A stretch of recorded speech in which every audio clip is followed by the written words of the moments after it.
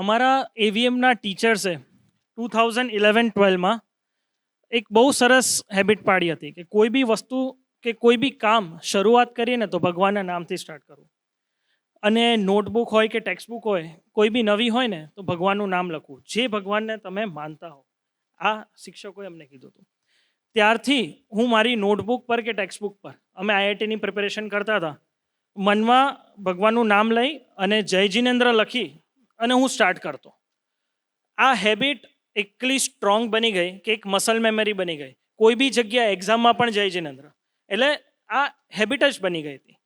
2012માંથી એવીએમમાંથી pass થયા. આ habit મેં કેરી ફોરવર્ડ કરી. ઇવેન્ચ્યુઅલી નોટબુક્સ નોટબુક્સમાં કન્વર્ટ થઈ ગઈ, જોબમાં એ ડોક્યુમેન્ટ્સમાં કન્વર્ટ થઈ ગઈ.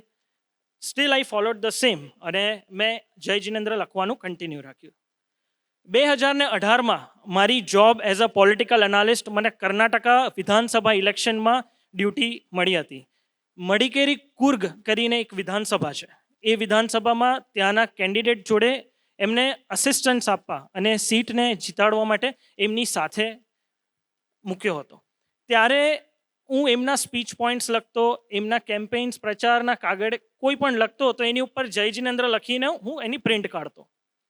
હવે જ્યારે આ વસ્તુ કેન્ડિડેટના નોટિસમાં આવી ને તો કેન્ડિડેટે મને કીધું કે આ શું છે, શોનો મતલબ? મેં કીધું ભગવાનનું નામ છે. મેં કીધું હું કોઈ પણ વસ્તુ સ્ટાર્ટ કરું છું તો મારી સ્કૂલમાંથી મને શીખવ્યું છે, હું કરતો રહું છું. એમને મને કીધું શું આનો કોઈ ફાયદો થાય છે? મેં કીધું સર, બ્રહ્માંડનું ગણિત જ ભગવાનના નામથી શરૂ થાય છે, તો નુકસાન તો નથી થતું, ફાયદો ચોક્કસ થઈ શકે. એ કે હું મારા ઇલેક્શન પેપર્સ છે ને ભગવાનનું નામ લખી એના પર એને સબમિટ કરું તો? મેં કીધું આપણે ટ્રાય કરી શકીએ સર. એ વિધાનસભાની સીટ 20 વર્ષથી ઇન્ડિયન નેશનલ કોંગ્રેસ જીતતી હતી. હું ભારતીય જનતા પાર્ટી તરફથી ગયો હતો અને મને એટલું જ કહેવામાં આવ્યું હતું કે આપણે આ સીટની લીડ ઘટાડવાની છે, નહીં જીતો તો ચાલશે. એ સીટ ફોર્ચ્યુનેટલી કેન્ડિડેટ બીજેપી જીતી ગઈ માત્ર 4000ના વોટથી. અને આ 4000ના વોટ, એ કયો ગ્રેસ હતો ને, એક શું હતું મને નથી ખબર, પણ જ્યારે કેન્ડિડેટનો ફોન આવ્યો, on Google you can search mister PA Siddhappa નામ છે, મને ફોન આવ્યો કે તમારી જે પેલી ભગવાનનું નામ લખવાનું હતું ને એના લીધે હું જીત્યો છું. હું શોક્ડ હતો. મેં કીધું સર એવું કેવી રીતે? તો કે મેં મારા જે જગ્યાએ પ્રચારના પેપર્સ હતા, જે જગ્યાએ ભગવાનનું નામ લખ્યું ને એ જગ્યાએથી મને પાસ્ટમાં ક્યારે વોટ જ નહોતા મળ્યા અને આ વોટ મળ્યા છે મને, અને ત્યાંની લીડથી હું જીત્યો છું. ઇટ વોઝ સચ અ ગ્રેટ અનુભવ.